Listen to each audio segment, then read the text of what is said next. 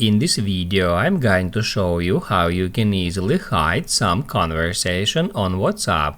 If you want to hide a conversation from your chats, just watch this video to the very end so you don't make any mistakes.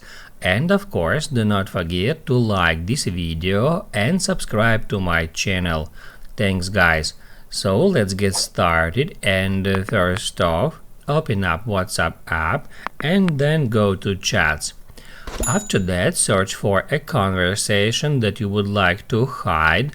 Let it be that one. All we have to do to hide it is just swipe to the left and then tap at archive. What that will do, that will move that conversation to archived.